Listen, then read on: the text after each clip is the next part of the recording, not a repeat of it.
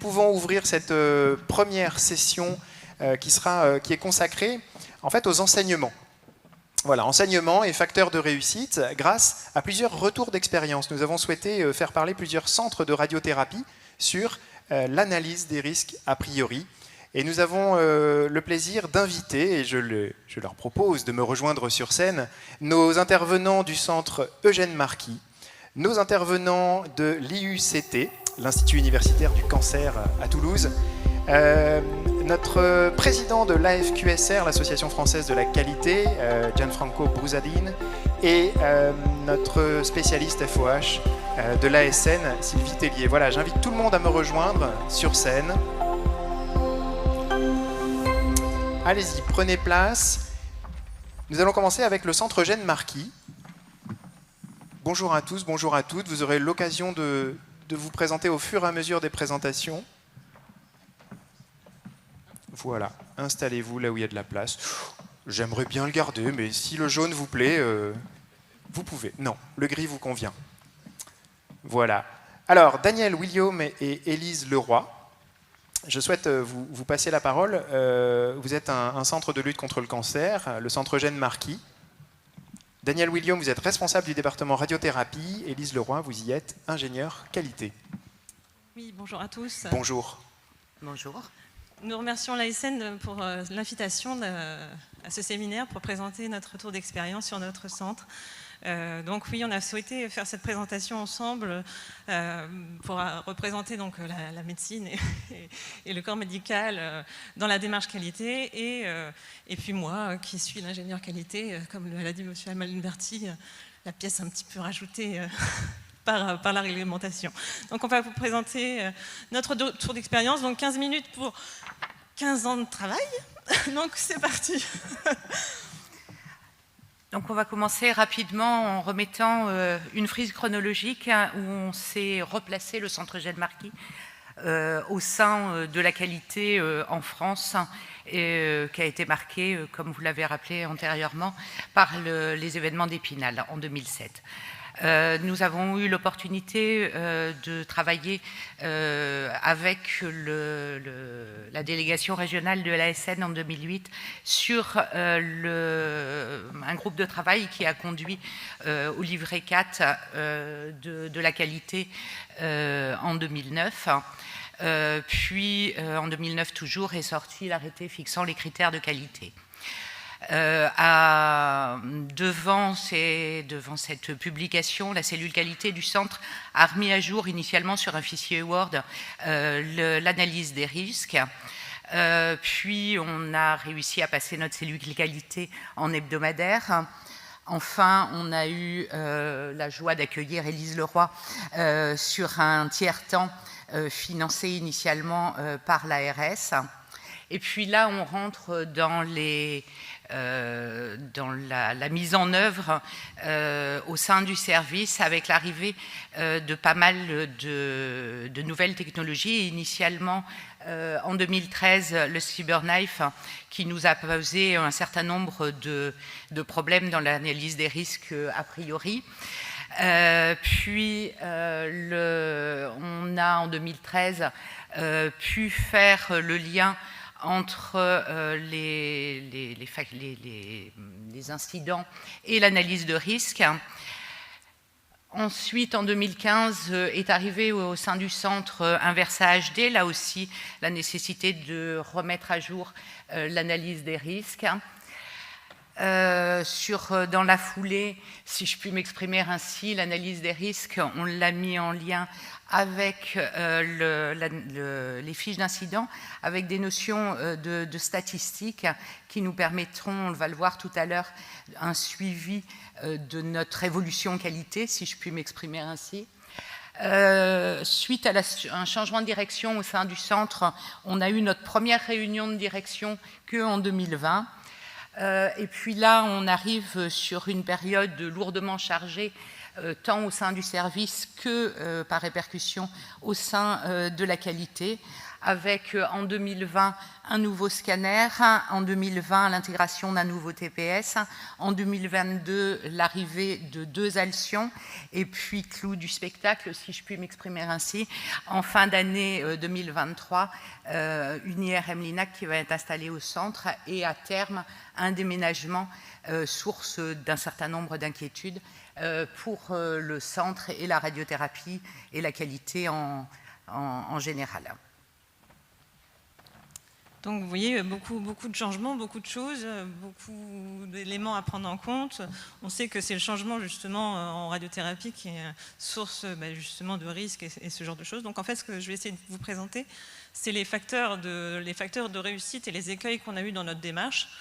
Alors, je ne vais pas tout vous lire parce que 15 ans en 10 minutes, ça va être compliqué. Donc, du coup, je vais vous les faire apparaître comme ça et en fait, je vais vous présenter les principales. Élise, parlez bien près du micro, s'il vous plaît. Oui, pardon. Merci. En fait, je crois que ça résonne avec celui d'à côté aussi. Pardon. Du coup, oui, on a eu beaucoup de choses en qualité au sein du Centre Eugène Marquis. Alors, le Centre Eugène Marquis, pour remettre dans le contexte, c'est un établissement unicancer, c'est un ESPIC. On a 5 machines, on a 70 personnes qui travaillent, même plus maintenant, si je ne dis pas de bêtises, qui travaillent dans le secteur, dans le département. Donc, on a toujours eu une volonté de l'équipe de Rennes de participer à la démarche qualité. Et donc, dès 2008, on a été accompagné par la MEA.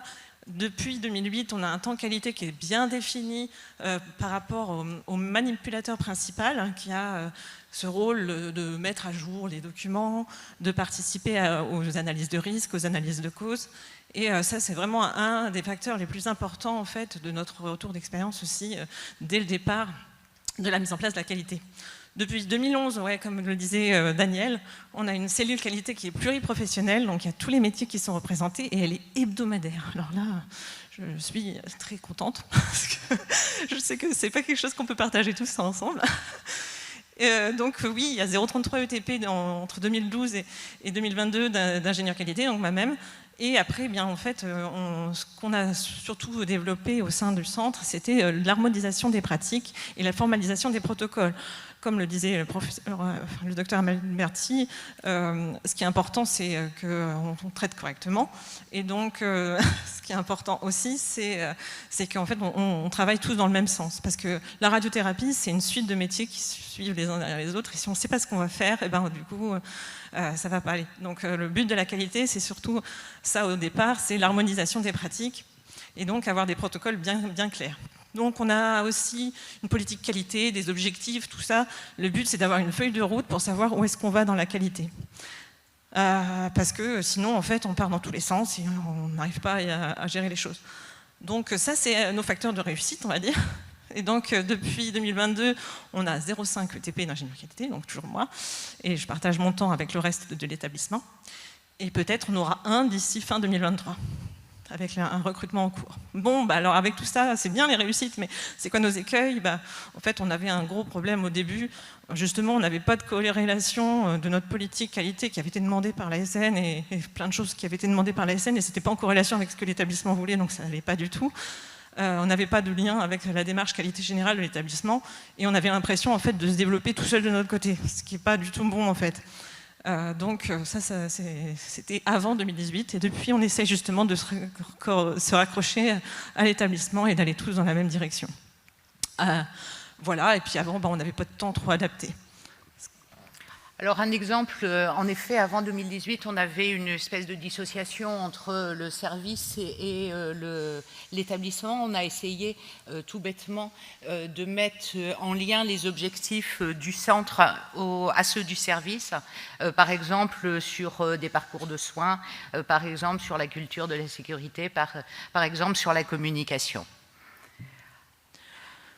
Autre exemple, on a essayé de formaliser, et ça on y a beaucoup travaillé, des protocoles de dosimétrie par exemple, avec un souhait d'harmonisation des pratiques entre les différents praticiens, avec des critères basés sur des références scientifiques naturellement, mais avec la nécessité d'une harmonisation d'une part et une tentative d'homogénéisation également lors de l'arrivée de nouveaux praticiens, par exemple.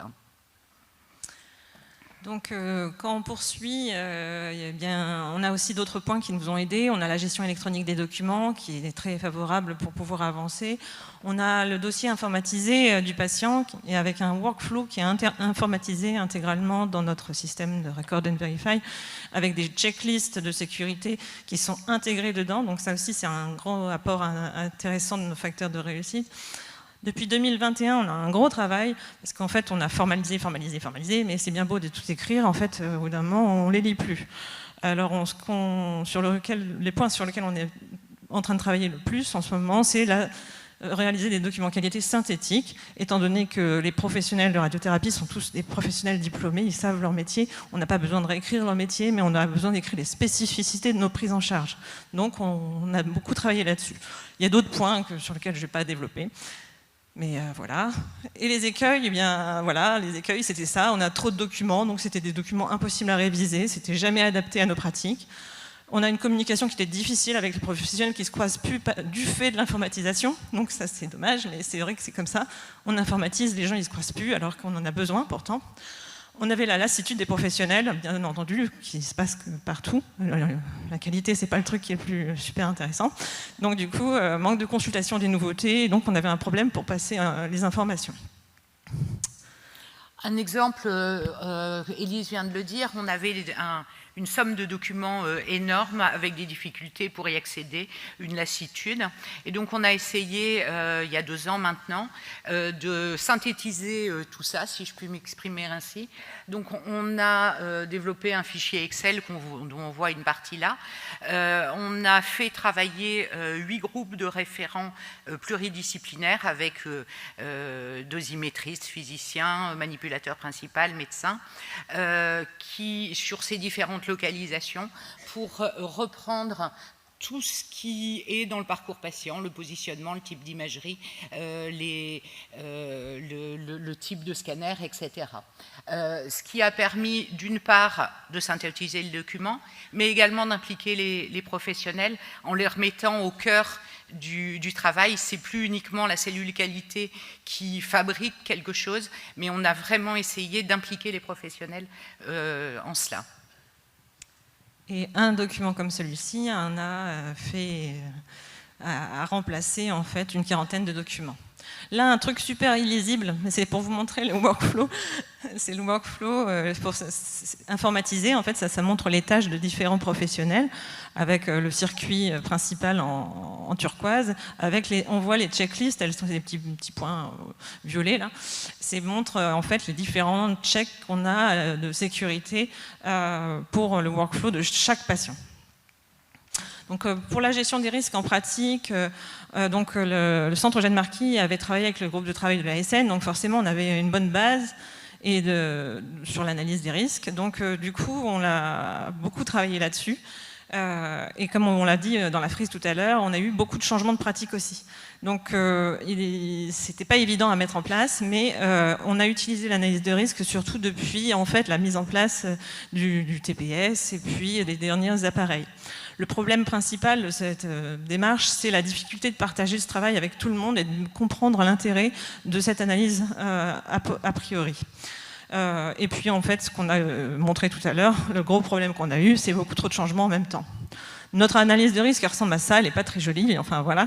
Une analyse de risque, c'est fait avoir des couleurs. Le but en fait ici, c'est qu'elle est très détaillée parce qu'en fait, c'est pour rappeler les différents éléments. C'est notre façon de faire, on l'utilise comme support actuellement pour présenter les choses, on a moyen de faire des filtres, on sait où est-ce qu'on va. Pour ce qui est de la gestion des risques en pratique, on a toujours un CREX mensuel qui est toujours multiprofessionnel, on a tout le monde, y compris les assistantes et les brancardiers, et on a une très forte culture de déclaration au centre, avec 34 ESR depuis 2011. Alors ça fait peur quand on dit ça, ESR, événement significatif de radioprotection déclaré à l'ASN, donc parce qu'on a beaucoup participé à faire des niveaux 0 aussi, pour que le retour d'expérience puisse être partagé avec les autres centres. Depuis 2013, on fait cette corrélation entre l'analyse des risques et les EI, et ça c'est aussi un grand point pour pouvoir voir comment mettre en corrélation cette fameuse analyse et pas la laisser dans un coin et la relire tous les 3 ans quand la SN revient, n'est-ce pas? Bon, alors du coup, le problème de la qualité et la gestion des risques, bah, c'est toujours pareil, on se focalise sur le négatif, quand on nous voit c'est « ah bah il y a ça qui se passe mal », alors qu'en fait, bon, il y a des choses qui se passent aussi très bien. Et puis alors, bah, du coup, il y a aussi beaucoup trop d'actions à mettre en œuvre, et ça, c'est difficile à suivre. Un exemple ici de visualisation de l'évolution dans le temps des fiches d'incidents qui sont mis en rapport avec l'analyse des risques a priori. Et donc l'informatisation nous permet de vérifier que l'évolution au fil du temps des déclarations et donc on le suppose des événements. Oui, c'est subjectif. Donc du coup, pour l'évaluation en pratique, on a un tableau de bord d'indicateurs, ok. On a des audits réguliers aussi sur l'année, c'est bien. Le problème, c'est les indicateurs, comme le docteur Amel Lerti, c'est comment trouver qu'ils soient pertinents et intéressants justement pour la prise en charge des patients. Et comment on communique tout ça en fait, parce que c'est bien beau, on a des indicateurs, on a des audits, on a des actions, en fait c'est hyper compliqué d'impliquer du coup toute une grosse équipe. Ça ne fait plus. Excusez-moi, ça passe plus les diapos. Est-ce qu'on peut passer à la diapo suivante? Merci.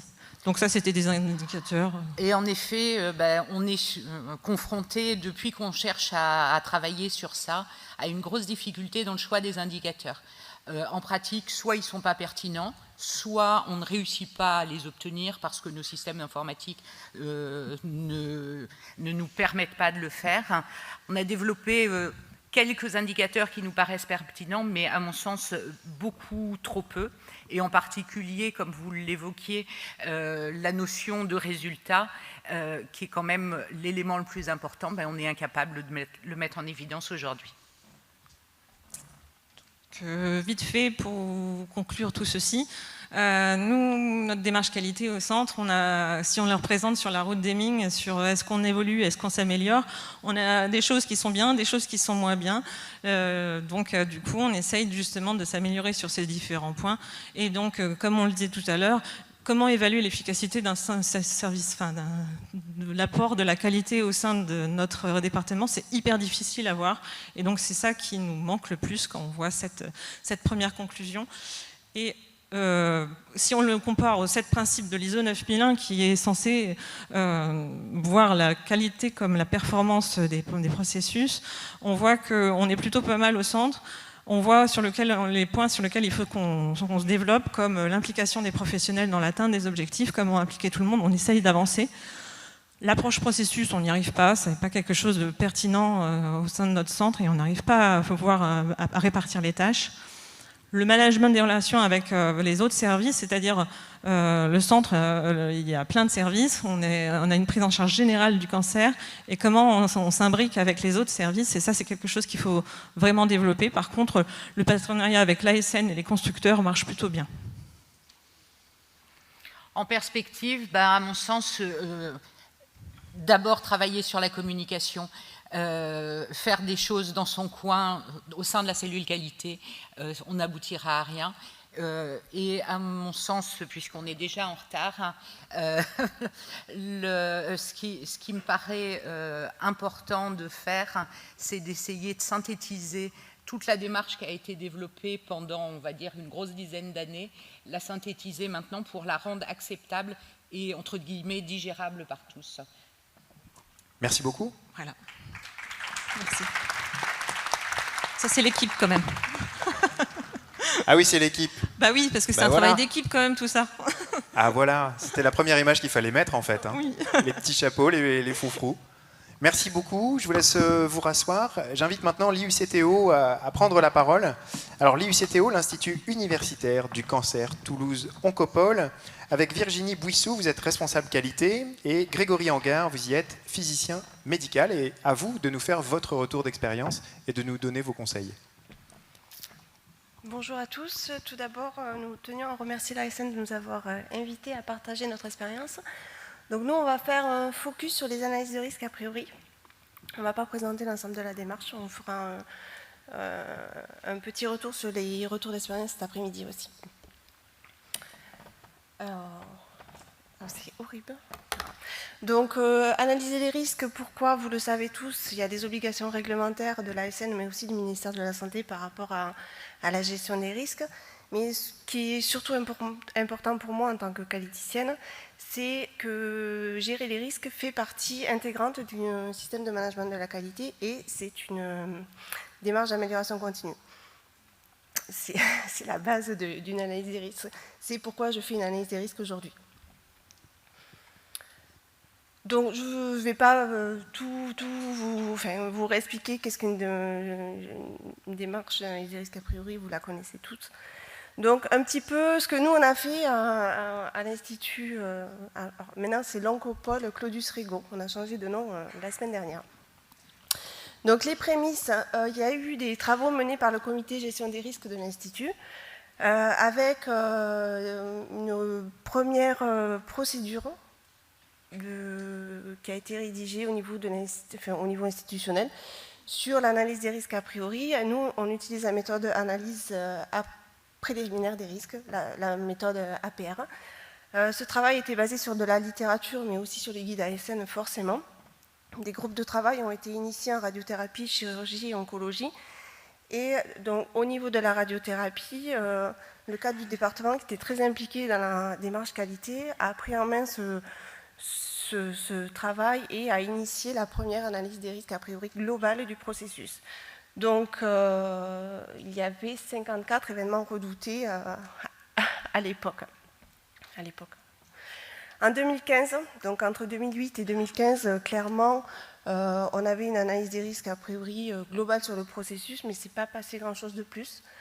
En 2015, donc, on a eu un ESR, un sous-dosage lors d'une stéréotaxie de foie, et la conclusion principale de l'analyse des causes qui a été réalisée était que finalement il manquait dans la mise en place d'une nouvelle méthode, une nouvelle technique, une gestion de projet, une analyse de risque. Donc nous, en radiothérapie, on a rédigé une première procédure qu'on a intitulée « Conditions de mise en œuvre des nouvelles techniques et pratiques en radiothérapie ». Et on a créé un modèle d'APR. Les premières expériences sur la mise en place de nouvelles techniques ou de nouvelles machines a été un peu difficile, mais il y avait quand même un fond de méthodo qui était respecté, notamment la méthodo de gestion de projet. Et il y avait des étapes de sécurisation de l'activité avant mise en routine qui étaient respectées et très importantes, c'est-à-dire qu'on faisait des réunions avant le premier patient, un petit retour d'expérience après quelques patients, donc il y avait déjà quelques prémices primordiaux. Mais on n'utilisait pas la méthodologie d'analyse des causes, d'analyse des risques a priori. Depuis 2015, l'APR globale de radiothérapie, curéthérapie a été alimentée via les anomalies, via les audits, via les inspections. Et on a commencé vraiment à faire des analyses de risques a priori sur les nouvelles techniques et on a commencé par le haut débit de prostate. Il y a eu quand même une véritable prise de conscience et une véritable impulsion en 2019-2020. On a travaillé avec Onco-Occitanie, avec plusieurs centres, des CH, mais aussi des CLCC. Et on a créé ensemble une procédure, conditions de mise en œuvre des nouvelles techniques et pratiques en radiothérapie. C'est-à-dire qu'on a repris un peu la nôtre et on l'a fait évoluer avec les autres centres. Avril 2020, on a réalisé une APR conséquente sur l'arrivée d'un nouvel accélérateur.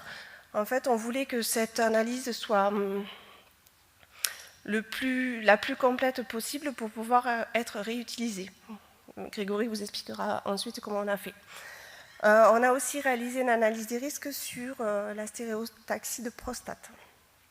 En octobre 2020, l'ASN est venue nous voir et nous a demandé de faire des analyses de risques sur toutes les techniques en curéthérapie. Donc on en a fait 11. Il nous en manque une. Il y a eu une véritable prise, mais c'est super intéressant.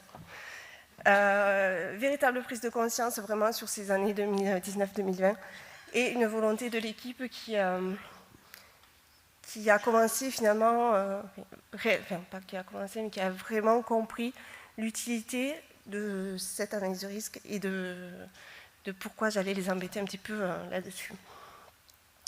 Un petit focus, mais très bref, sur notre procédure, c'est-à-dire que on a retenu 4 schémas de projet. J'y vois rien en fait. On a reçu 4 schémas de projet. L'installation d'une nouvelle machine ou d'un nouveau logiciel, on verra que ce n'est pas forcément simple sur le logiciel. Sur l'upgrade des machines, sur la mise en œuvre d'une nouvelle technique, exemple toutes les nouvelles stéréos qu'on peut imaginer et faire. Et c'est aussi l'évolution d'une technique existante. Donc, dans une mise en place d'une nouvelle technique, on a 4 étapes, le mode projet, l'étude de phase, mais aussi les premiers traitements et la phase de mise en production et forcément la phase de retour d'expérience sur laquelle qui est très très importante. Un petit diapo bref qui vous montre finalement que l'analyse des risques a priori commence dès le départ du projet en fait, et qu'il y a des actions de communication très importantes au sein de l'équipe et des no-go, c'est les petits points rouges qui ont été définis en fait. Depuis 2019, on a réalisé 20 analyses de risques a priori sur des nouvelles techniques ou nouvelles machines. Donc vous voyez, je vous les fais passer une à une. Des techniques, des machines, des choses qu'on n'a pas fait, qu'on aurait dû faire certainement. L'arrivée des nouvelles contentions et des changements de version de logiciel, comme on le dit, qui sont un peu compliqués pour nous. Au cours de... moi, je suis là depuis 5 ans maintenant à Toulouse. En fait, moi, je me suis basée sur la procédure institutionnelle, l'analyse préliminaire des risques. Et en fait, je la trouve, c'est une méthode que je trouve très lourde, peu compréhensible par les équipes, qui fait peur, même à moi, qui je trouve rigide et qui demande une formalisation énorme. Donc en fait, on a un peu imaginé notre méthode en fonction de ce qu'on pouvait faire en fait. Donc la base de notre méthode, c'est déjà de définir le processus. C'est-à-dire que lors de l'arrivée d'une nouvelle machine, on écrit le processus. Qu'est-ce qui va se passer? On définit les grandes étapes, les sous-étapes, mais de façon très, très simple. On essaie d'imaginer les interfaces et les relations client-fournisseur. De quoi a besoin mon client suivant, en fait. Cette méthode est en responsabilité de binôme ou trinôme en fonction des chefs de projet. On peut avoir un chef de projet physicien et médical, souvent. Et la responsable qualité qui est en responsabilité là-dessus aussi. Et surtout, et ce qui est primordial, c'est la participation active de l'ensemble des corps de métier. Les assistantes médicales, radiothérapeutes, PCR, manip des rendez-vous, manip, assistante médicale, et éventuellement le responsable des travaux, le responsable des risques professionnels aussi, on a fait intervenir. Et l'objectif, c'est que tous portent le projet, s'impliquent et diffusent ce projet-là. Et bien sûr, c'est une méthode d'analyse des risques qui est incluse dans une démarche de gestion de projet. Vous allez le voir aussi. Globalement, ce qu'on fait, simplement, comme je vous ai expliqué, on définit le processus et en réunion, de façon pluridisciplinaire, on discute en fait. Et on considère finalement que c'est peut-être un peu présomptueux, mais on considère que notre organisation est maîtrisée aujourd'hui. Et on va chercher finalement de façon pluridisciplinaire, lors d'un échange, de brainstorming, on va chercher les risques. Et on va chercher ce qui va changer en fait dans notre organisation. Ce qui va changer, quels seront les impacts sur les interfaces. On va aller chercher ce qui ne doit pas se passer, no never events. On va chercher l'évolution du parcours patient et les interactions avec les différents services. Et on réfléchit donc en risque, mais on essaie aussi de réfléchir sur ce qui doit bien se passer. C'est-à-dire qu'on a construit notre process et on va tout mettre en place pour finalement que ça se passe bien. On va essayer de prendre en compte les délais, ce qui est quelque chose de très important en radiothérapie. Et ce que je disais tout à l'heure, c'est de quoi va avoir besoin mon client. Et en fait, on va aussi imaginer les supports documentaires qu'on aurait besoin, ou les supports informatiques, les supports en fait. Qu'est-ce qui va nous permettre de travailler correctement? On fait un énorme focus sur la radioprotection, la formation, l'habilitation et l'impact sur les équipes de cette nouvelle machine ou nouveau traitement. Et je passe la main à Monsieur Angar. Alors Grégory, vous prenez votre élan pour parler, parfait. Merci. Voilà, vous pouvez vous décaler pour ne pas être... voilà, parfait. Merci. 2 exemples pour illustrer notre méthodologie. Donc tout simplement, ce qui arrive tous les jours dans les centres de radiothérapie, ou tous les jours, ou tout du moins sur des cycles assez redondants, c'est le changement d'accélérateur. Aujourd'hui, les accélérateurs sont globalement assez faciles à installer en termes de complexité, mais en fait c'est l'environnement qu'il faut regarder, et c'est celui-là qui va rendre les choses les plus complexes. Donc nous, pour illustrer le tout premier, celui qui nous a servi à faire l'APR la plus complète, cet accélérateur a été installé en plein Covid. On a signé le bon de commande le jour du confinement, et c'est des choses qu'il faut intégrer dans sa démarche, et ça justement, l'APR nous a un petit peu aidé sur le principe. Diapo suivante s'il vous plaît. Diapo suivante, s'il vous plaît. Merci. Merci bien. Donc, on l'a dit, l'APR commence dès le début du projet. Donc, de toute façon, en tant que chef de projet sur l'installation de cette machine, la première chose à faire, c'est d'imaginer effectivement les différents jalons, mais c'est de les revoir en fonction de l'avancée de l'APR, en tenant compte de tout ce qui peut être tenu comme barrière. Et ça, c'est un élément assez important à mettre en place. Mais il faut aussi, et c'est dans la méthode, c'est histoire de... On ne veut rien oublier. On ne veut rien oublier, on veut tout regarder, et avoir les process et les sous-process pour le gestionnaire de projet étudié par l'APR est garant d'éviter une vision un petit peu trop focus sur la simple installation de la machine. Et donc on va regarder la machine dans son environnement et tout ce que ça va pouvoir impacter. Donc je voulais lister un peu tous les points qui ont été affectés. On n'a pas du tout assez de temps pour les développer tous ensemble. Diapo suivante, s'il vous plaît. Pardon, ça passe pas. Non, mais vous avez raison de demander.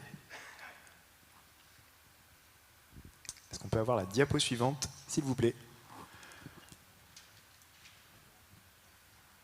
Décidément. Donc tous les acteurs sont concernés, on l'a dit à multiples reprises, mais on va insister, nous, sur un point, c'est que à partir de ce projet, on a fait des comités de pilotage avec la direction régulier. Sur ce projet, on en a fait 5. Et l'APR faisait partie d'un des points de l'ordre du jour de chacune des réunions.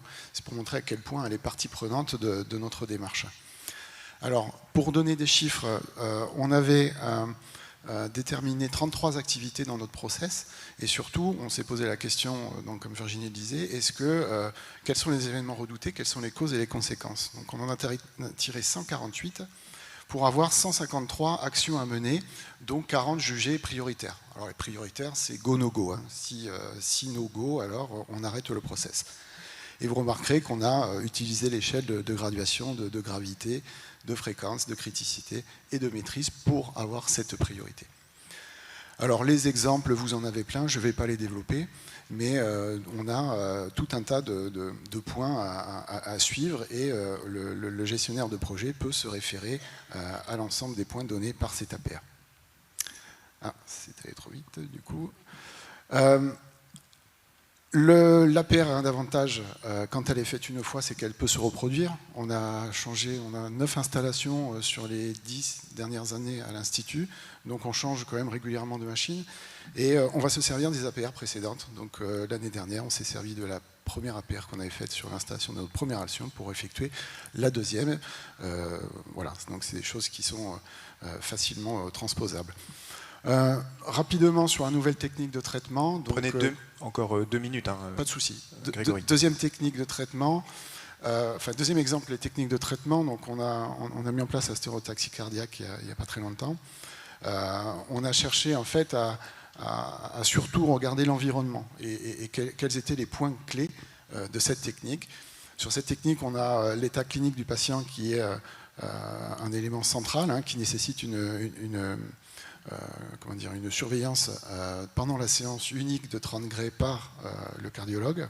Donc évidemment, il y a des risques de balistique, évidemment, il y a des protocoles à établir en amont, et des formations aussi pour les manips, pour pouvoir gérer dès la première séance quelque chose qui se passe bien. On en parlera sûrement cet après-midi, puisque dans l'arrivée de nouvelles techniques, mais on a, chez nous en tout cas, utilisé cette méthode. 9 actions ont été menées, une critique et 7 prioritaires. Hein, on a quand même mis 49 événements redoutés dans cette APR, mais on a réussi, on en est à 10 patients traités à l'heure actuelle. Alors le bilan le plus important, c'est développer l'esprit critique, tout simplement. C'est arriver à ce que le risque devienne en fait un réflexe pour tout le monde. On cherche tous ensemble à mettre des barrières, on le sait, mais on veut évoluer avec. Bon, je ne sais pas si c'est un gage de réussite ou pas, mais en tout cas, on n'a pas eu de SR depuis qu'on met ça en place, ni de presque accident, ni de dysfonctionnement sur les machines. On va toucher du bois. Mais bon, en tout cas, on pense qu'on est dans la bonne direction. Mais on a des limites. On a des limites sur le fait, et on l'a déjà soulevé, sur le rôle du référent qualité. Il faut y consacrer du temps, c'est beaucoup de temps. Il y a beaucoup de projets. Est-ce qu'on doit mettre un projet derrière, une APR derrière chaque projet ou sous-projet? Comment on les priorise? Lequel va être plus prioritaire que l'autre? C'est des questions que chaque chef de département doit se poser, ou même au niveau de l'Institut. Il n'y a pas de logiciel adapté. On a vu des beaux tableaux Excel aussi.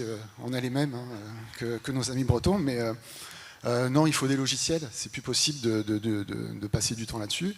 Il y a de la subjectivité dans la cotation, ça c'est sûr. Faites faire 2 cotations par 2 personnes différentes, vous aurez des résultats différents. Est-ce que ce qu'on fait est fiable? Est-ce qu'on va à fond dans la complétude? On ne sait pas. On ne sait pas, mais en tout cas, c'est le chemin qu'on prend. Le suivi des actions, c'est toujours le talon d'Achille. Ça fait 15 ans maintenant que je fais de la qualité en endothérapie. Ça fait 15 ans qu'on a du mal à évaluer vraiment cette efficacité. Alors il y a des perspectives dans tout ça. Les nôtres, c'est de tendre vers une autonomie du chef de projet. Le docteur Amalberti disait que est-ce qu'on est dans la surqualité? Je ne sais pas. Moi, je suis plus dans... effectivement, je suis physicien médical. Je n'ai pas vocation à passer 8 heures par jour à faire de la qualité. Non. Par contre, si on le fait intelligemment, via la gestion de projet, via des outils comme l'APR, on va, à mon avis, simplement s'orienter vers une autonomie, notamment des gestionnaires de projet. Et donc, dégager aussi du temps pour la personne de la qualité qui ne peut pas gérer l'ensemble. Moi, un petit focus sur le changement de logiciel. S'il y a des physiciens dans la salle, ils savent de quoi je parle. C'est quelque chose que nous, on aimerait attaquer. Alors, je ne parle pas simplement d'un calculateur, un TPS, ça c'est facile. C'est les logiciels de machines, de consoles, les logiciels qui sont à des interfaces de contrôle, dont on dépend trop des constructeurs. On est souvent au courant, malheureusement trop tard, de bugs ou de corrections de bugs, et avec des logiciels, avec des manuels qui sont trop exhaustifs. Bref, vous l'avez compris, on a besoin d'un accompagnement du constructeur là-dessus, mais nous aussi, il faut qu'on accentue un petit peu là-dessus. N'oubliez pas que généralement, on est sur du no way back, c'est-à-dire que dès que vous avez changé la version, le lendemain matin, il faut continuer les traitements et regarder un petit peu les surprises qu'il y a à travers cette version. Bon, vous l'aurez compris. Développer ou acquérir un outil simple, on l'a dit. Mener une réflexion sur notre méthodo, ça on se la pose aussi. Et donc aujourd'hui, il y a des présentations qui vont aussi nous éveiller dans cette démarche, à voir si on est sur le bon chemin. Le facteur organisationnel, Madame Tellier va en parler plus tard. Ça, c'est des choses qui sont assez intéressantes pour se remettre notre méthodo là-dedans. Notre recommandation, elle est très simple, et je regardais la conclusion de Rennes, c'est un petit peu pareil. L'idée, c'est surtout de faire parler les gens. C'est ça qui est important. La conscience du risque collectif, que chacun doit avoir cette notion. On veut augmenter les interactions avec les acteurs, ça c'est fait de toute façon, mais il faut continuer à l'amplifier. Et je vous l'ai dit, avoir évité que le chef de projet ait un effet tunnel, c'est-à-dire soit focalisé vraiment sur le but ultime de son projet, mais il y a aussi toute la périphérie, tout l'environnement. Et ça passe par un développement global de la culture de sécurité. Nous vous remercions. Merci Grégory, merci Virginie. On vous posera des questions après. On va écouter nos deux intervenants suivants. Gianfranco Borsalin, bonjour, vous êtes le président de l'AFQCR, qui est l'Association française de la qualité et la sécurité des soins en radiothérapie. Vous êtes également gestionnaire des risques à l'Institut Gustave Roussy. Oui, merci. Déjà, merci à l'ASN pour cette invitation et merci surtout pour l'introduction qui a été faite aujourd'hui. Et je vais retenir un mot qui m'a marqué, c'était la franchise. Donc je vais essayer, avec ces finalités, d'être franc et pour essayer de donner une contribution à cet événement, en présentant le point de vue des responsables qualité en radiothérapie. Et je m'excuse déjà d'abord, je vais essayer d'être un petit peu... Le chronomètre là c'est horrible à regarder, donc j'ai 10 minutes pour ça. Et donc je vais essayer... Tant qu'il est vert, c'est bon. Oui, parce qu'en fait, nos invités ont un chronomètre que vous ne voyez pas qui est sur des écrans, il est vert et puis à l'approche de 2 minutes, il devient rouge. Donc je vais essayer, je prends aussi le risque, donc je m'excuse parce que je vais essayer d'être peut-être pas trop correct dans la forme, mais je vais essayer de donner quelque chose sur les fonds. Et l'autre chose, c'est que je vais changer, parce que vous avez donné envie vraiment de changer aussi ma présentation. Je ne vais pas être exhaustif, je ne vais pas dire tout ce que j'avais envie de dire, donc je vais assez vite sur ma présentation. Avec une petite introduction, bon déjà, je pense que le cadre, c'est un cadre, mais c'était déjà dit, c'est un cadre positif. Parce qu'en gros, est-ce que si je dois répondre aujourd'hui, est-ce que la démarche introduite avec la décision 103, c'était une démarche qui a eu un effet positif? Est-ce qu'il y a eu un effet positif sur les résultats, sur les outcomes, du moins en termes de sécurité? Si je regarde les rapports ASN, si je regarde un petit peu le nombre des événements significatifs de radioprotection qui sont déclarés, je vois qu'il y a une baisse de cet événement significatif de radioprotection pour ce qui concerne la radiothérapie, avec une activité qui est en train d'augmenter. Là, j'ai mis les données d'un cas entre 2012 et 2017, mais a été dit plusieurs fois, donc l'activité a augmenté. Ça, c'est un vrai... à mon sens, si je fais le parallèle avec l'aéronautique, on voit clairement qu'il y a un nombre d'événements qui va se réduire avec une activité qui augmente. Et ça me rappelle qu'est-ce qui s'est passé en aéronautique. Donc, il y a eu les accidents par million de vols se sont réduits au fil du temps. Pour moi, c'est un signe. Ce n'est pas un signe d'essoufflement, mais c'est un signe que la démarche, c'est une démarche positive. Bien sûr, c'est multifactoriel. C'est très difficile de dire on a fait ci, on a obtenu ça. En qualité en gestion des risques, c'est très compliqué de dire ça, mais je pense que la démarche on est en train d'aller dans la bonne direction. Par ailleurs, la France est là, comment dire, je pense que, je parle pour la radiothérapie, la démarche qui a été mise en place en France a inspiré plein d'autres pays. Est-ce qu'on peut faire mieux? Oui, je pense qu'on peut faire mieux. Donc, si je regarde la décision 103, il y avait les 4 piliers. Il ne faut pas oublier que cette décision-là, c'était une décision top-down, c'était une démarche qui était imposée suite à un incident. C'est qu'il y a eu après un impact, à mon sens, sur l'adhésion des équipes par rapport à la démarche, parce que donc c'était quelque chose qui était imposé, et donc ça, c'était mal vécu, et ça a aussi posé des problèmes pour les responsables qualité pour affirmer son rôle au sein des équipes. Bon, les quatre piliers, c'était le système documentaire, c'était l'analyse des risques a priori, l'analyse des risques a posteriori, et il y avait le responsable opérationnel qualité-sécurité en radiothérapie. Quand je suis arrivé en France en 2013, j'ai regardé quel est le rôle de ces responsables qualité. Bon, je suis allé regarder l'article 4, et dans l'article 4, on voit bien que c'était une personne qui devait avoir la formation, la compétence, l'expérience, l'autorité. L'autorité peut-être ça posait des questions, et après il devait avoir le temps et les ressources nécessaires pour gérer le système. Et qu'est-ce que j'en ai tiré comme conclusion en lisant ces documents et en lisant aussi le guide 5 de l'ASN? Quand je suis arrivé, je n'avais pas trop de références, j'ai regardé, qu'est-ce que je dois faire, c'est quoi va être mon rôle? J'ai regardé ça, donc je me suis dit, bon, la responsable qualité, ça doit être, je le vois comme un pilier, un pivot, si vous voulez, du système de management de la qualité, ça doit être un garant du système de management de la qualité, doit être aussi une interface, un correspondant privilégié vis-à-vis de l'ASN.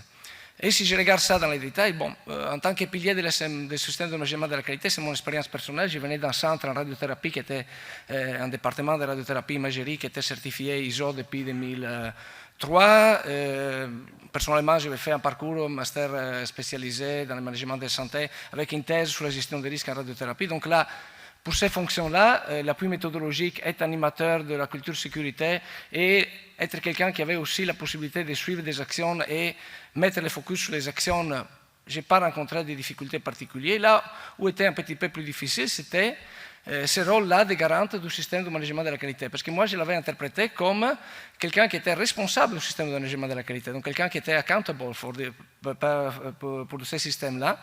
Et le positionnement hiérarchique, c'est là où j'ai eu quelques difficultés, je vais revenir après.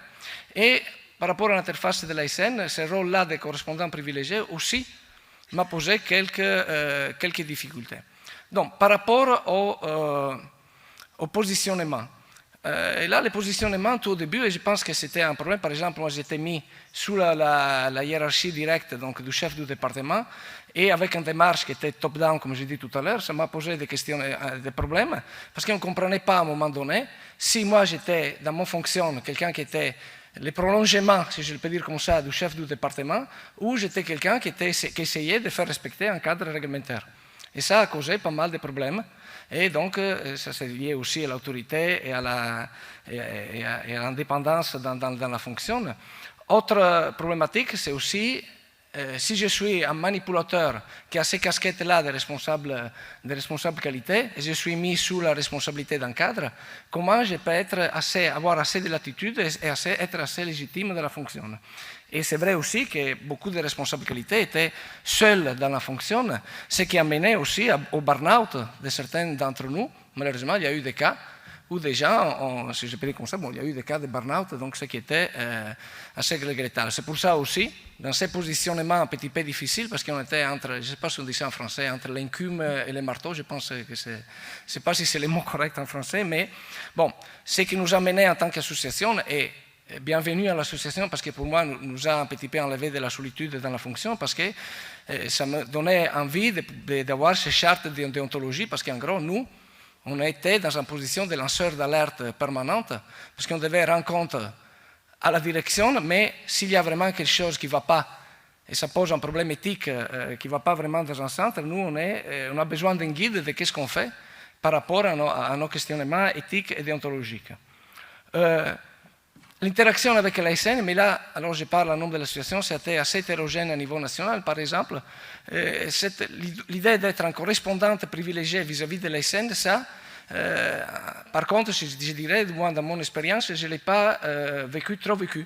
En effet, on était quelqu'un, mais parfois les inspecteurs, ils avaient envie de parler plutôt avec les chefs du service, avec les chefs du département, avec la direction, mais pas trop avec les responsables qualité. Donc ça, c'était le vécu, les choses se sont améliorées depuis. Là, je vous présente très rapidement, pour aller vite aux conclusions, les résultats d'une enquête qu'on a fait, qui sera présentée au CFRO cette année en septembre, qui représente, donc c'était 45 réponses au sein de l'association, ce qui représente un tiers à peu près des centres de radiothérapie. Mais là, on a essayé d'investiguer les 4 dimensions de ce qui est prévu de l'article 4, de l'ancien article 4 de la décision 103. Donc, est-ce qu'on a la formation, la compétence et l'expérience? Donc là, et c'était un petit peu dit dans les choses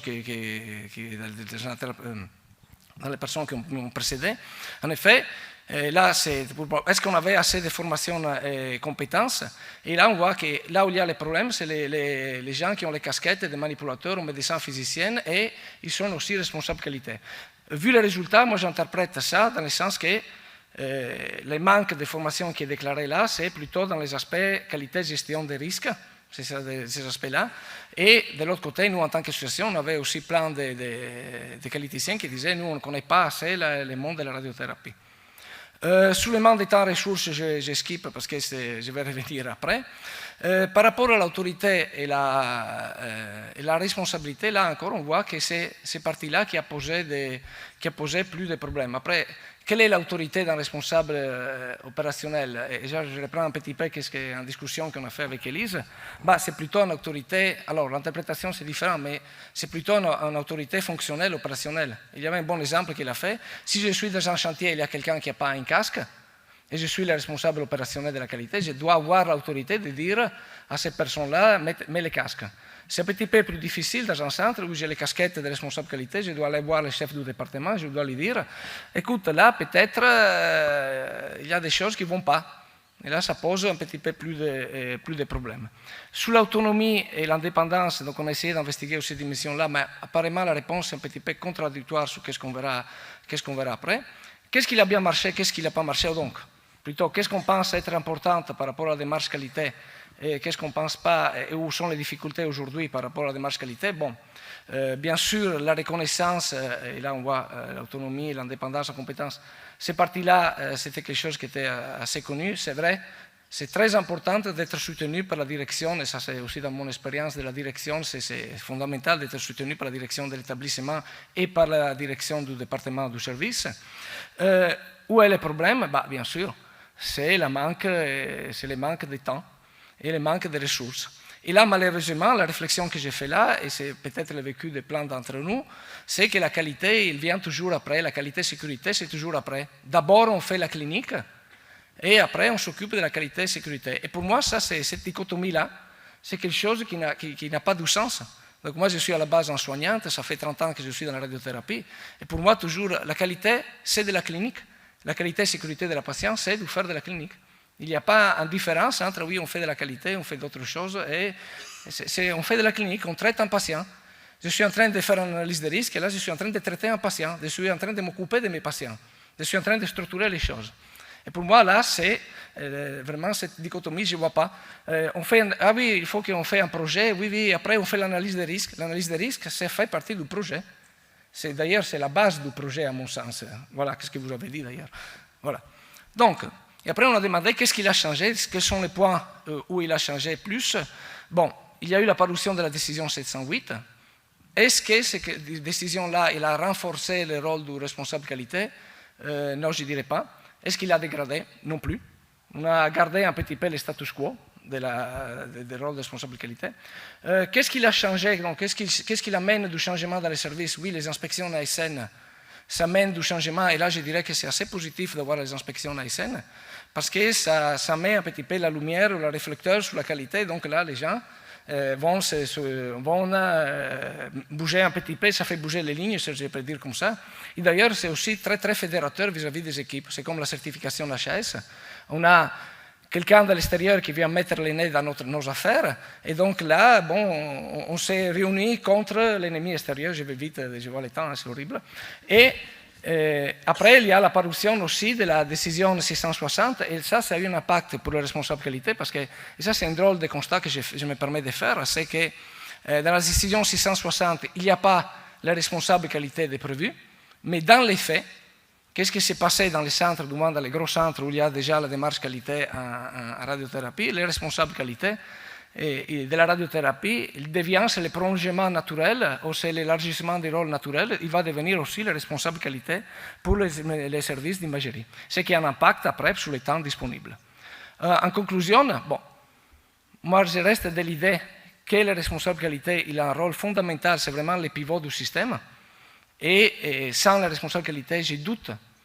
S'il n'y avait pas eu le responsable qualité, je doute fortement que les avancées qu'on constate aujourd'hui en radiothérapie auraient eu lieu. Je ne pense pas. Et d'ailleurs, en imagerie, je l'ai dit, il n'y a pas. Et on va chercher un responsable qualité. Après, oui, c'est important que ces personnes-là, ça ne devienne pas la clé de voûte, c'est ça, de tous les systèmes, parce que si on va enlever lui, bon, après c'est la qualité de ce responsable qualité. Est-ce qu'il est capable d'animer la sécurité? Est-ce qu'il est capable d'amener une culture de sécurité dans le système? Le positionnement hiérarchique, il doit être adapté. Le temps et les ressources nécessaires, oui, ça c'est le gros souci qu'on a aujourd'hui, mais la qualité, la sécurité structurent le système. Le management par la qualité, ce n'est pas une blasphémie. Le management par la qualité, ça permet de gagner du temps et ça permet d'optimiser les processus, si je peux dire comme ça. Et bon, bien sûr, c'était bien dit, attention à la dérive administrative. Et pour mettre les doigts là où il me fait mal à moi, c'est par exemple l'analyse des risques. On risque qu'on fait des démarches qui restent des démarches en soi. C'est-à-dire on fait des analyses de risques pour faire joli. Et donc moi, si je dois mettre l'accent aujourd'hui, c'est pour donner aussi une réponse, moi je pense que les choses à faire, c'est de se focaliser sur les actions suite aux analyses de risques. Quelles sont les actions qu'on met en place? Est-ce qu'on met en place des actions qui sont d'abord efficaces? Et après, c'est important d'évaluer cette action-là et de tester notre système et peut-être aller vers aussi la simulation et avec des stress tests qu'on pourrait faire de notre système. Et voilà, et je vous remercie et je m'excuse pour les 4 minutes de retard. Merci beaucoup, Gianfranco. Voilà, nous allons écouter une dernière intervention de cette grande session. Je vous demande de réfléchir déjà à votre première question. Un micro pourra circuler, évidemment, il vous suffira de lever la main. Nous allons écouter Sylvie Tellier de la SN, qui est déjà en place. Mais voilà, je vous invite, pour le moment d'après l'intervention de Sylvie, de préparer vos questions, de vous demander ce que vous allez pouvoir demander à nos intervenants qui sont déjà passés. Vous êtes spécialiste en facteurs organisationnels et humains à la SN et vous allez nous donner votre point de vue sur ces démarches d'analyse de risque. Oui, merci. Donc, avant d'aborder les facteurs de réussite, je vais revenir sur quelques définitions de notions qu'on utilise et qui vont nous servir pour les facteurs organisationnels et humains. Donc, il y a finalement 2 notions qui sont utilisées, le danger et le risque. Bien souvent, on les associe, mais en facteurs organisationnels et humains, ce qui est intéressant, c'est de voir que le risque est la concrétisation d'un danger dans des conditions particulières. Ces conditions particulières, on s'y intéresse fortement, parce qu'on va parler de situations de travail réelles. Et donc le risque, finalement, c'est la combinaison du danger. Alors je vous ai mis un exemple extrêmement simplissime. Dans les situations de travail, c'est beaucoup plus complexe. Mais là, c'est pour vous illustrer. Donc le danger, le pot de fleurs, sur un balcon sans balustrade. Vous avez l'objet du dommage, qui est une personne, un bien, un environnement, et les conditions dans lesquelles, effectivement, va se produire ce risque, va s'actualiser. Donc, forcément, si on va sur des risques situés, enfin, en situation de travail réelle et non théorique, l'analyse des risques, a priori, va être d'autant plus difficile à réaliser. C'est-à-dire que vous allez chercher à prédire, anticiper la survenue d'événements indésirables, mais concrets, pas théoriques. Et donc là, effectivement, l'exercice est difficile et il ne va pas falloir regarder dans une boule de cristal.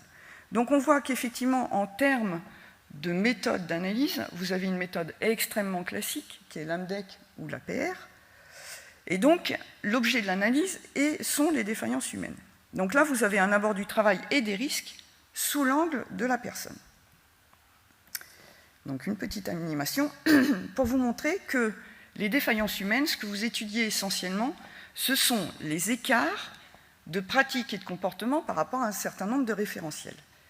Quand vous êtes focalisé sur les écarts, vous avez un mal fou du coup à questionner les défaillances organisationnelles. Alors une autre proposition plus récente, qui sont les EPECT, c'est d'avoir l'objet d'analyse, ce sont les situations de travail. Et donc là, on a un abord du travail et des risques qui est beaucoup plus macroscopique et qui est là sous l'angle de l'entreprise. On va pouvoir questionner des dimensions politiques, gestionnaires, etc. Donc, en fonction de vos préoccupations dans les centres, vous allez pouvoir définir des situations de travail qui ont différentes composantes, politiques, réglementaires, au niveau aussi organisationnel, humain, contextuel, etc. Vous allez construire une situation de travail, et en fonction des contraintes et des aléas que ça amène, finalement, vous allez pouvoir déterminer quels sont les risques pour les patients en fonction des pratiques, donc des activités. Elles peuvent être finalement sécurisées si vous êtes dans un environnement qui est favorable à votre activité, mais vous pouvez avoir des activités risquées et des prises de risques si c'est défavorable. Alors maintenant, on va en venir aux facteurs de réussite. Le premier concerne l'ingénierie des discussions, extrêmement classique, mais tellement difficile à appliquer. Et donc, ce qu'il faut comprendre, c'est que si vous voulez avoir une analyse des risques de qualité et pertinente, il va falloir que votre recueil de données soit de qualité. Et donc, pour ça, ça va commencer par la composition de votre groupe. Alors, il peut bouger en fonction des sujets, mais l'idée, c'est effectivement de faire appel à des experts. Donc, des experts, des thématiques et des situations de travail que vous allez analyser. Ensuite, il va falloir effectivement favoriser le débat, donc intermétier. Et donc là, la réglementation y répond, puisqu'on vous demande un représentant par métier dans ces espaces de discussion. Par contre, ce qu'on a remarqué, c'est que la richesse des discussions reposait aussi sur le débat intra-métier, c'est-à-dire que vous avez des pratiques, des comportements qui peuvent être complètement différents, des points de vue différents dans les métiers. Et donc, alors je sais la complexité d'avoir, par exemple, de médecins, mais il n'empêche qu'il faut quand même essayer d'aboutir à 2 représentants par métier dans ces espaces de discussion pour avoir une richesse des connaissances sur le travail et aussi sur les situations de travail. Autre point, les règles de fonctionnement. Donc on voit qu'effectivement, il y a 3 acteurs principaux qui vont favoriser la liberté d'expression. Donc vous avez le rôle de la direction qui est de protéger la parole, puisqu'on va aller sur des situations de travail réelles, il va falloir protéger cette parole pour que les gens puissent s'exprimer.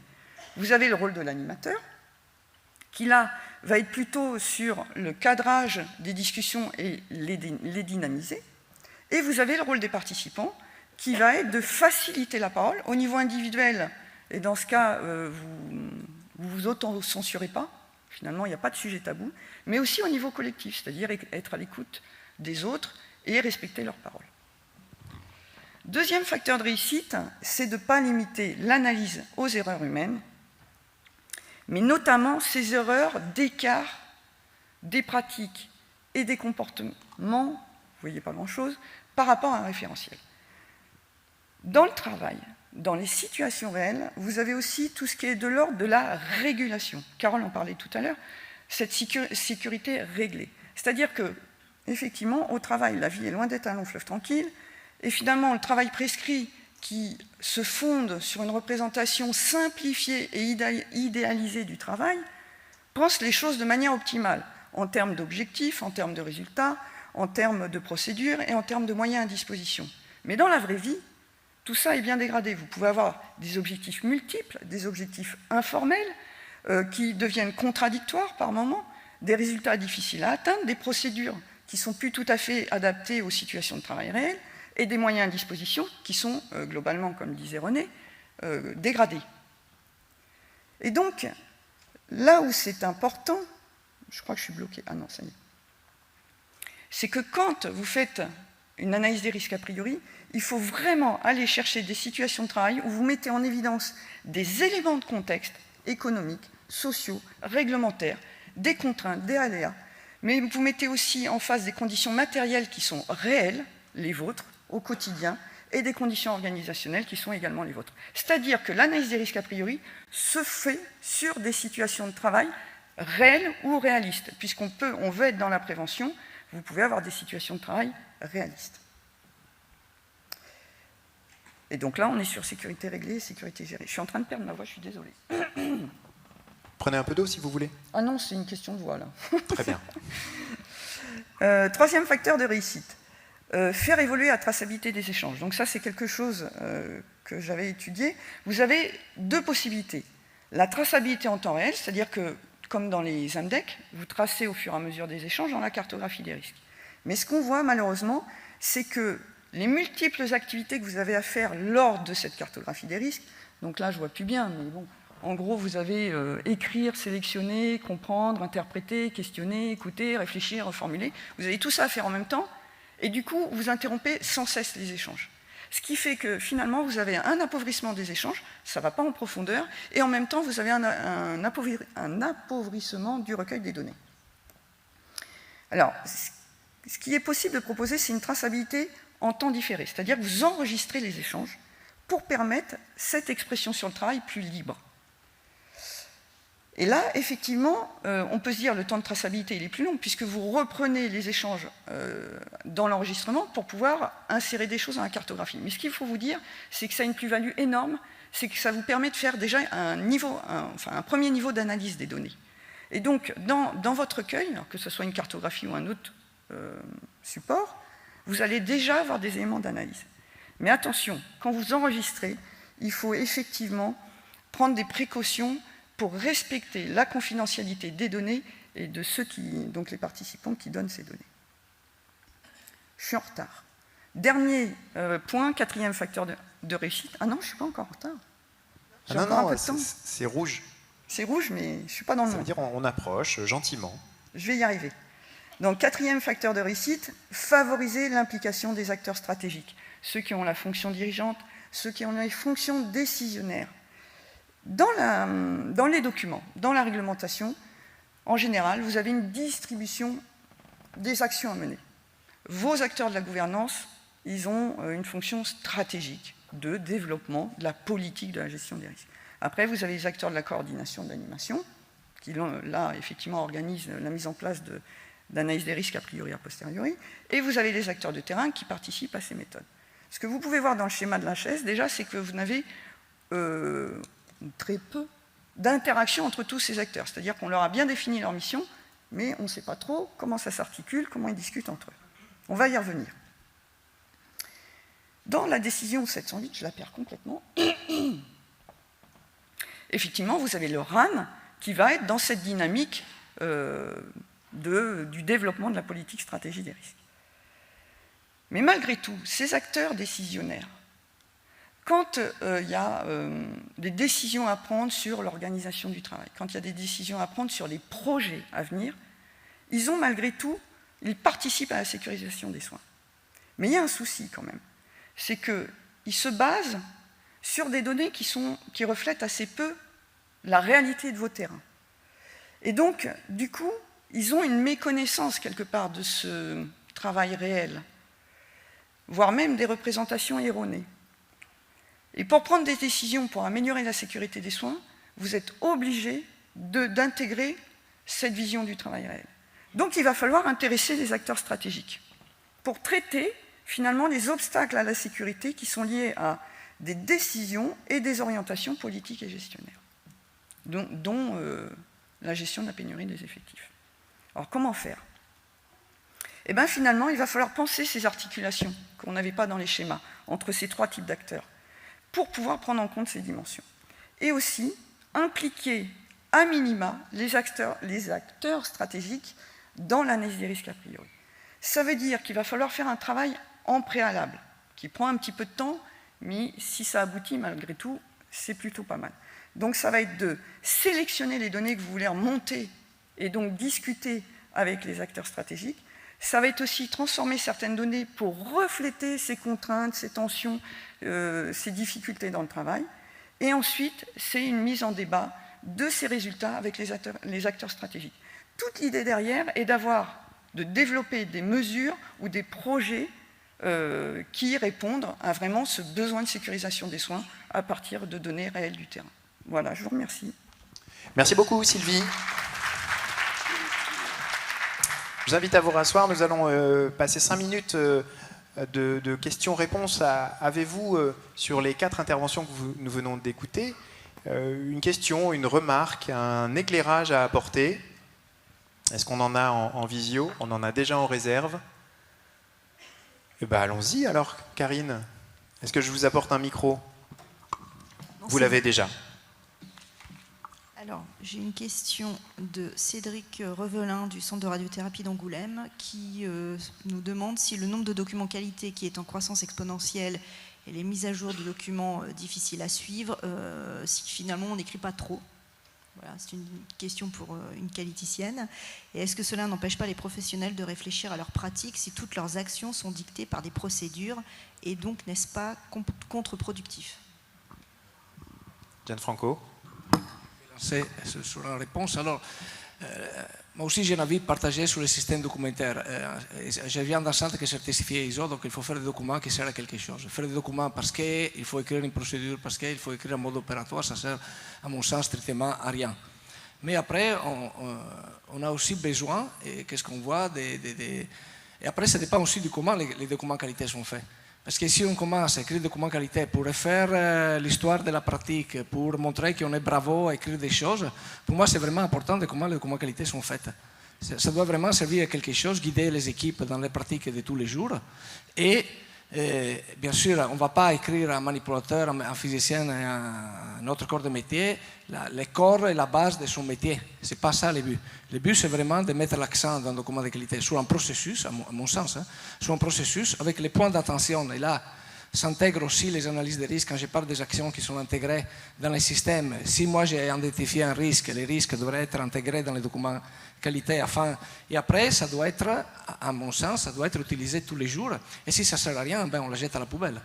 C'est ça mon but.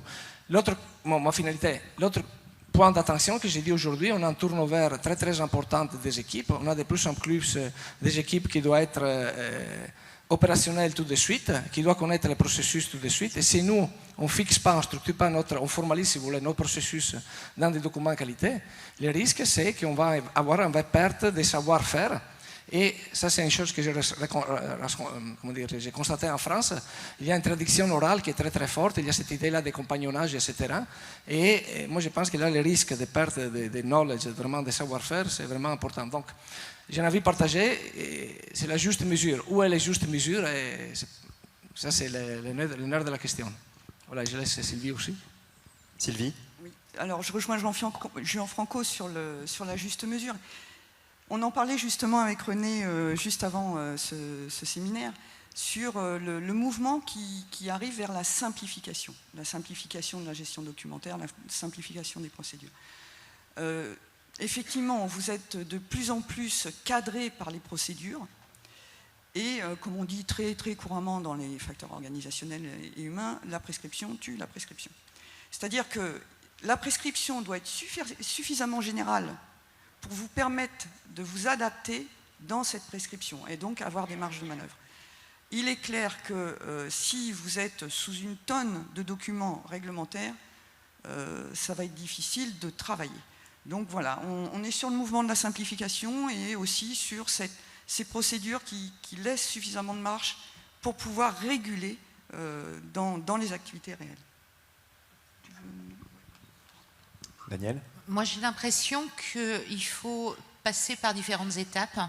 À mon échelle personnelle, je pense qu'il fallait avoir un certain nombre de documents, trop de documents, pour pouvoir impliquer les acteurs.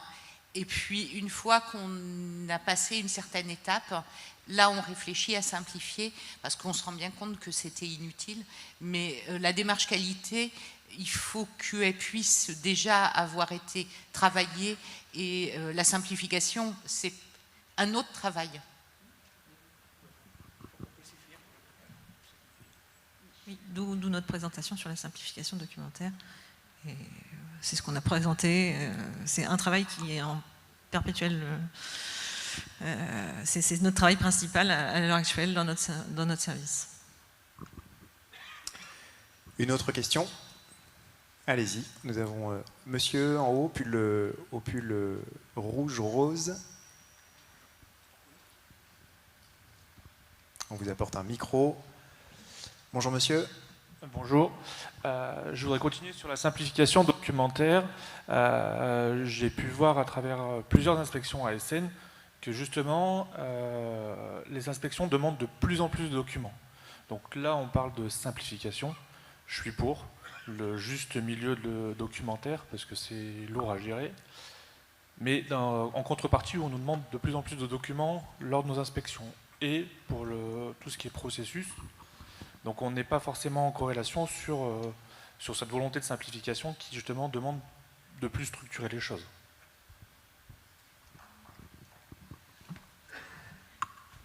Alors, je ne suis peut-être pas la mieux placée pour répondre, puisque je suis tout récemment arrivée à l'ASN, mais il y a quand même un mouvement qui se fait effectivement sur les formations FOH qu'on fait auprès des inspecteurs de l'ASN, qui ont un regard sur ces fameux écarts aux procédures ou à la réglementation, et de leur montrer toute l'importance finalement de la difficulté par moment d'appliquer. Et donc d'avoir ce regard à questionner donc FOH, et depuis un certain temps d'ailleurs le regard FOH est développé à l'ASN. Donc c'est un mouvement qui se fait. Je ne sais pas si Carole tu veux compléter. Carole Rousse, ASN. Oui, merci. J'irai dans le même sens, c'est-à-dire que ce séminaire, il est aussi fait pour parler de ce sujet. Enfin, c'est ce que j'évoquais tout à l'heure en disant que le régulateur, il influe sur le système. Et effectivement, on est conscient de ça. Et c'est ce que j'évoquais en disant qu'on a l'impression que en faisant un document, on va faire progresser la sécurité. Mais c'est en fait parce qu'on peut plus facilement la contrôler. Donc c'est un vrai sujet. Et quand je dis qu'il faut qu'on réfléchisse aussi au contrôle de demain, ces questions doivent être clairement embarquées. Merci. Une autre remarque, question? Allez-y, hein. Sentez-vous libre. Oui, monsieur qui lève la main.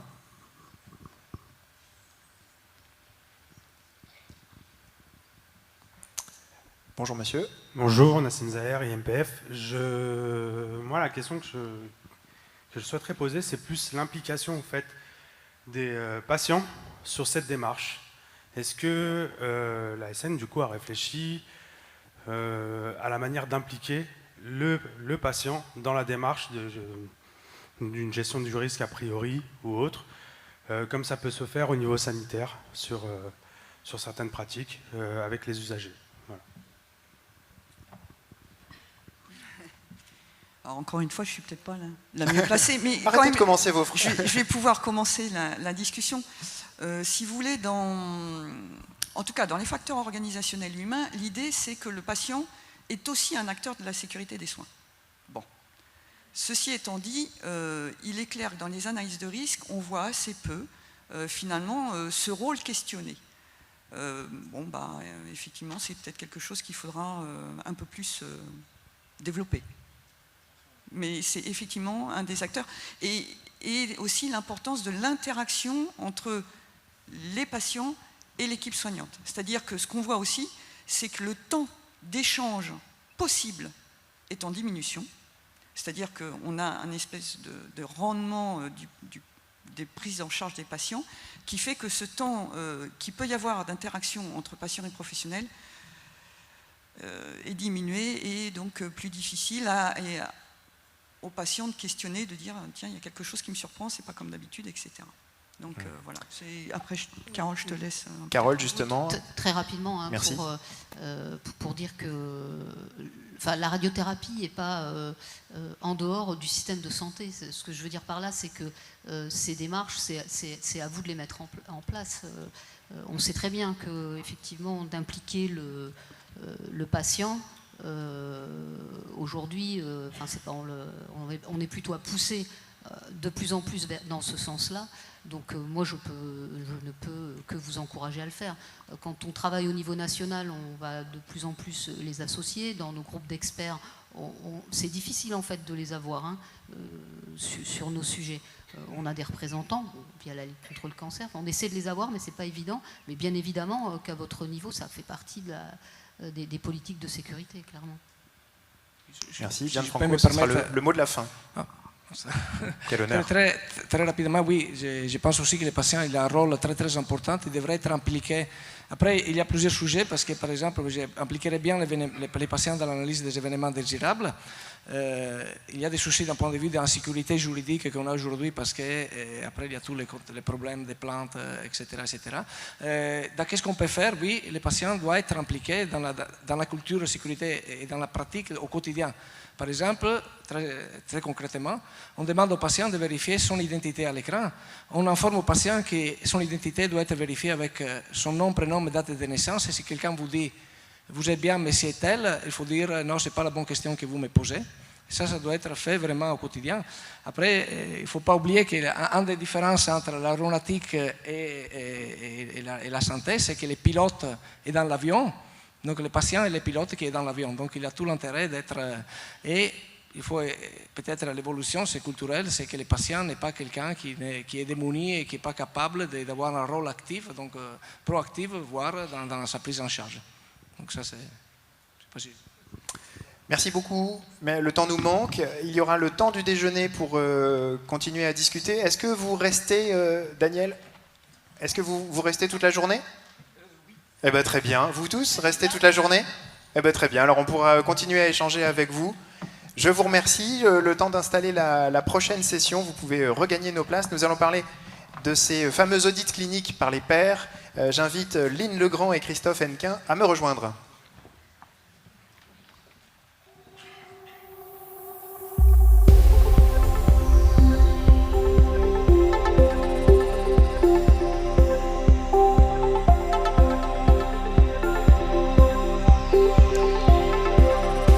Alors Lynn Legrand, vous êtes chef du bureau qualité des pratiques et recherche à la Direction générale de la santé. Christophe Hennequin, vous êtes cancérologue radiothérapeute et président du CNP Oncologie Radiothérapie. Vous faites une présentation partagée sur ces fameux audits cliniques par les pairs qui sont tant attendus.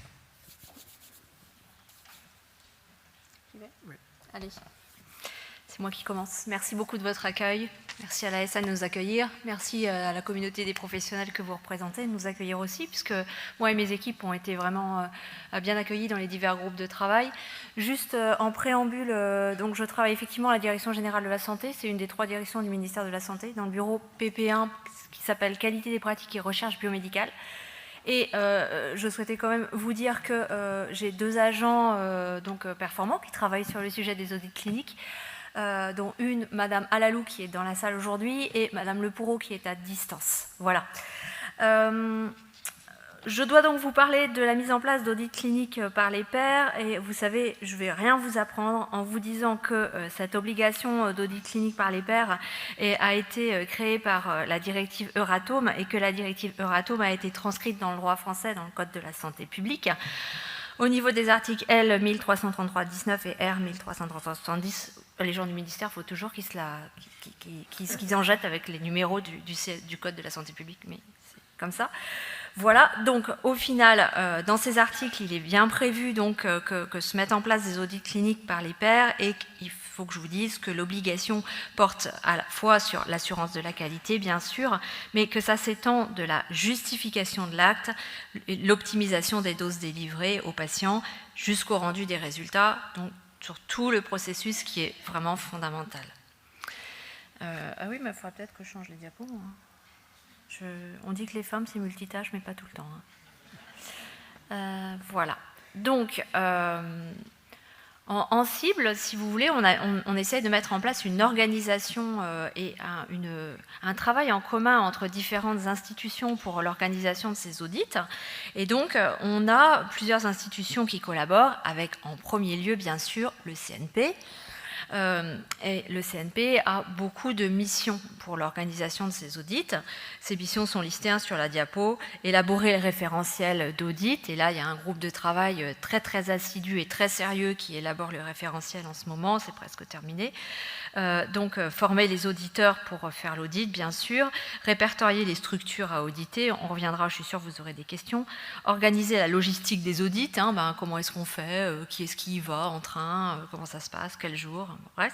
Constituer donc une commission spécialisée dont le rôle, je vous le préciserai par la suite.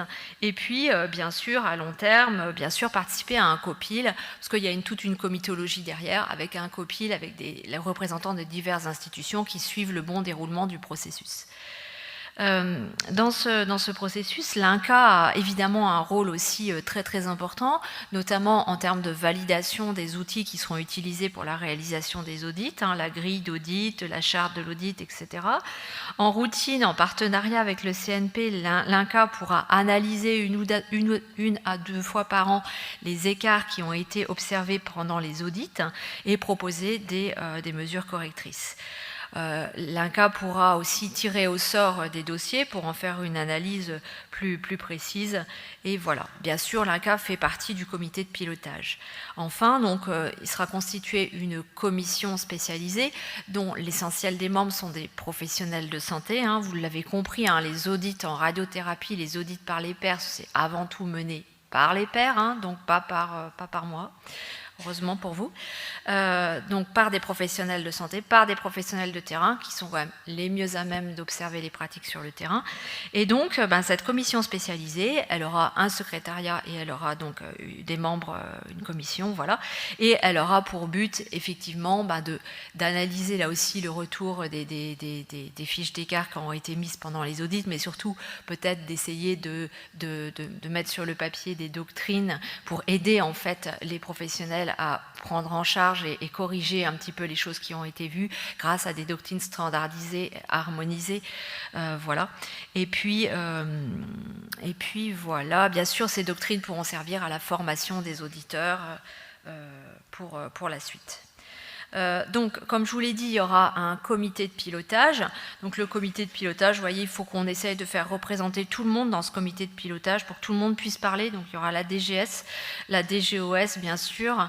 La DGOS, c'est important parce que c'est eux qui obtiennent le financement pour la réalisation de ces audits pendant la phase pilote dont je vais vous parler par la suite. L'ASN, heureusement, elle nous accueille aujourd'hui, c'est quand même la moindre des choses. Le CNP, bien sûr, l'INCa, l'HAS, les ARS, puisque finalement, vos structures ont des autorisations délivrées par les ARS et des représentants d'usagers pour rebondir à la question sur l'implication des patients. Le rôle, bien sûr, du COPIL, c'est d'évaluer le déroulement de la procédure, de proposer des améliorations, de voir ce qui est bien, ce qui n'est pas bien, et de proposer des évolutions si nécessaire. Voilà. Donc, en fait, le but finalement de cette affaire, c'était, comme vous l'avez compris, c'est de faire des audits, mais le problème, c'est que la directive Euratom, elle était parue depuis longtemps, on n'avait pas réussi à mettre en place ces audits, il fallait vraiment y aller, et donc, moi, mon objectif, c'était vraiment que quelque chose puisse commencer, d'où la proposition de commencer par une phase pilote, qui va permettre, en fait, de tester le dispositif. Et cette phase pilote va se dérouler au cours de l'année 2023, et donc les objectifs de la phase pilote, c'est de tester en fait les différentes phases, les différentes étapes nécessaires à la réalisation des audits, à savoir recruter et former les auditeurs, recruter les centres, mettre en place la logistique nécessaire, élaborer des documents d'audit, stabiliser le financement, évidemment.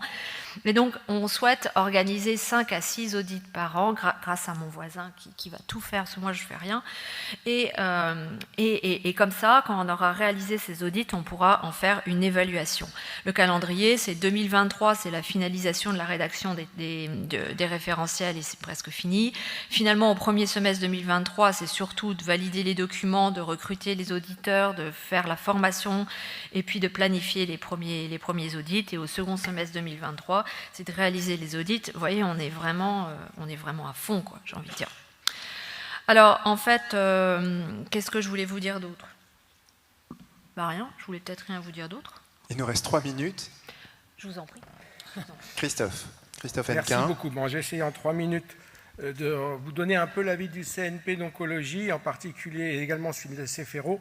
Donc, on va placer ces audits cliniques par les pairs entre les inspections de l'ASN qui sont plutôt portées sur la sécurité et la qualité des soins. Là, on va vraiment aller travailler sur la clinique, sur les modalités de traitement, et ça se passe aussi à côté de la certification HAS. Et le but, c'est qu'il n'y ait pas trop d'overlap en ces 3 modalités d'inspection.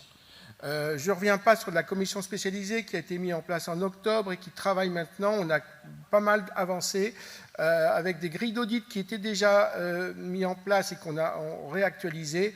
Il y a des candidats pour à la fois les centres audités et les recruteurs. L'idée, c'est que cet audit se déroule en 3 étapes. Une étape de pré-audit où on va demander au centre audité certains documents et en particulier une grille d'auto-évaluation sur lequel on va se baser pour essayer de faire une phase vraie locale d'inspection, donc sur le site lui-même, et puis bien entendu ensuite un débriefing et un rapport qui sera communiqué au centre audité. L'objectif, c'est bienveillance et compagnonnage. Le but, c'est pas non plus de censurer les gens, c'est de s'adapter aux techniques, aux problèmes locaux, aux exigences locales, et de permettre d'améliorer la prise en charge des patients, avec un vrai but, comme on le disait au début, d'avoir un clinical outcome vrai, c'est-à-dire une amélioration des pratiques. La grille d'auto-évaluation sera donc à fournir. Il y aura d'autres documents également à fournir. Je passe assez vite puisqu'il me reste, je suis déjà dans le rouge. Là aussi, je vais passer assez vite. La grille d'évaluation va, vous voyez, passer tout un tas d'items en revue, ce qui paraît assez long et fastidieux, mais ce n'est pas si long que ça à remplir, je pense. Enfin, on le verra avec l'expérience.